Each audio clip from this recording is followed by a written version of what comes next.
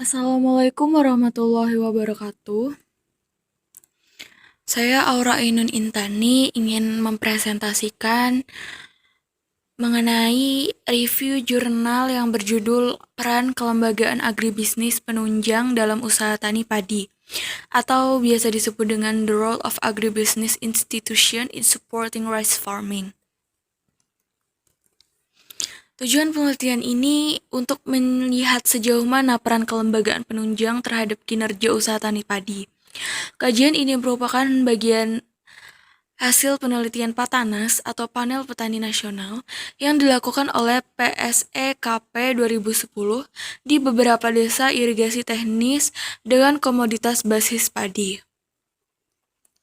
Analisis indikator pembangunan pertanian dan perdesaan.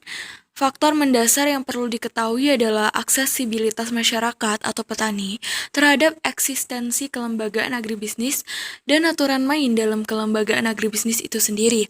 Kelembagaan agribisnis yang dimaksud antara lain mencakup sarana produksi berupa masukan usaha tani atau termasuk tenaga kerja, teknologi produksi dan ketatalaksanaan usaha tani atau termasuk dalam alsintan, panen, pasca panen, pengelolaan, finansial atau permodalan, organisasi kelompok tani, dan penyuluhan. Dukungan terhadap fasilitas dan jasa tersebut dapat memotivasi petani dalam mengimplementasikan dan sekaligus mengembangkan sistem agribisnis yang bermanfaat buat mereka. Sehingga dapat dikatakan bahwa kelembagaan agribisnis menjadi sarana pengembangan agribisnis itu sendiri. Oleh Handayani 2013. Sebagian besar di desa penelitian tersedia kios sarana produksi, namun demikian sebagian petani merasa kurang tercukupi sehingga mereka memperolehnya di luar desa. Untuk mengatasi keterbatasan modal petani di beberapa lokasi, kios atau pedagang saprodi memfasilitasi dengan cara membayar setelah panen atau yarnen. Namun demikian sebagian besar pembayaran dilakukan secara tunai.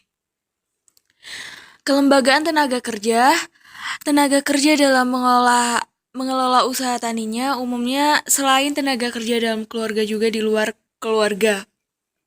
Kelembagaan alsintan yang umumnya dipergunakan oleh petani padi antara lain adalah traktor, pompa air, dan alat pasca panen seperti thresher dan penggiling padi atau RMU.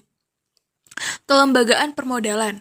Secara umum, modal usaha tani diperoleh petani dengan cara menyisihkan sebagian pendapatan dari hasil panen usaha taninya. Kelembagaan pemasaran hasil komoditas basis. Kelembagaan pasar mencerminkan perilaku pasar oleh lembaga tata niaga dalam hubungannya dengan sistem pembentukan harga dan praktek transaksi jual beli baik secara vertikal maupun horizontal.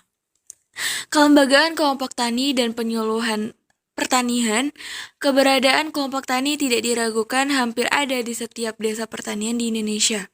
Namun demikian, beberapa petani responden tidak seluruhnya mengaku sebagai anggota.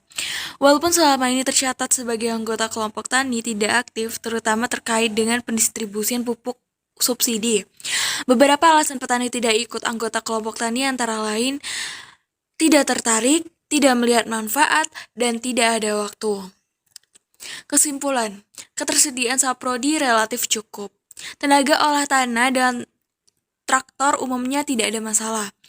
Dalam memasarkan hasil, umumnya petani menjual persatuan unit, namun demikian sistem tebasan semakin berkembang karena dinilai lebih praktis dan cepat memperoleh uang tunai. Dan yang terakhir, keberadaan kelompok tani tidak semua berfungsi dengan baik.